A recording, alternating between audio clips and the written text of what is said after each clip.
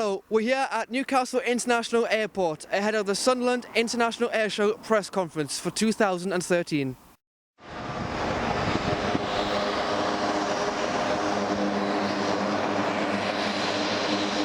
The Tucano display aircraft, known as Short Tucano T1, which is scheduled to display at this year's Sunderland International Airshow, noisily arrived just after 11 AM.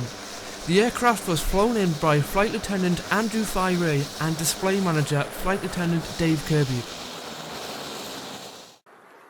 This year, the airshow is celebrating 25 years since the first display in 1988.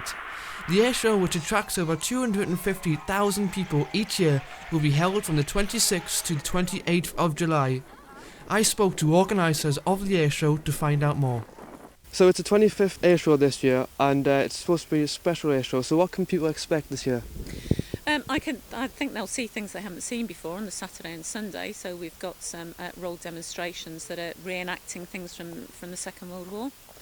And we've got an extended flying programme on the Friday night. So we have things flying on the Friday that have never flown at the airshow before on the Friday. So the Red Arrows, the Battle of Britain Memorial Flight and the Typhoon are all flying for the first time on the Friday.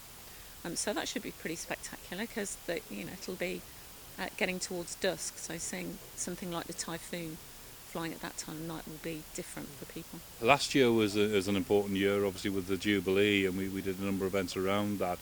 But this one's our 25th anniversary, so as a 25th anniversary of the airshow, we're doing a little bit more, we're pushing the boundaries a little bit further. So I think this one, for me, will be one of my favourites because there's so much planned.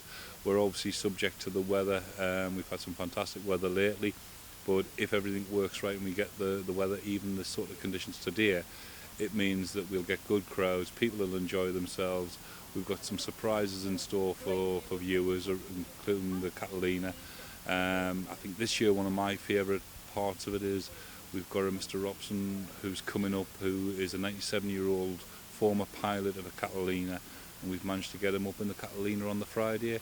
So you can imagine for himself that'll be huge memories flooding back from a rather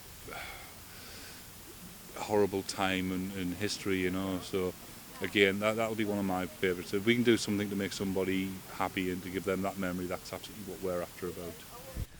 As well as speaking to airshow organisers, I also spoke to RAF Tucano Display Team Manager, Flight Lieutenant Dave Kirby. I'm the Tucano Display Manager, so I bring the spare aircraft to an airshow, and then I will commentate on the display and I'll engage with the public. My day job when I'm back at RAF Linton on News is a qualified flying instructor on the Tucano. So tell us a bit about the display team itself. The display team is quite small. There's me, the manager, there's Andrew Fire, the pilot, and we have a couple of other guys who help us out through the season, but that's basically the team. There's quite a lot of work pre-season and then during the season to make sure that we're prepared for each airshow. So in terms of planning, what do you need to do to ensure that the display is a success? We start in November, we start planning the next year's sequence. The display pilot and manager are selected. We then start working the sequence out, as I say. That then has to get approved, and then we start working down. So we start at 4,000 feet, so we're nice and safe, and then we bring those heights down until we end up doing aerobatics at 500 feet. Then throughout the season we just make sure that we keep on top of that. We do currency runs, and then we have to do all the administration of taking 2 aircraft to each airshow and each airfield around the country. Visit cramtv.co.uk after the airshow to see highlights and also a documentary of the Sunderland International Airshow. More Cram TV reporting from Newcastle International Airport.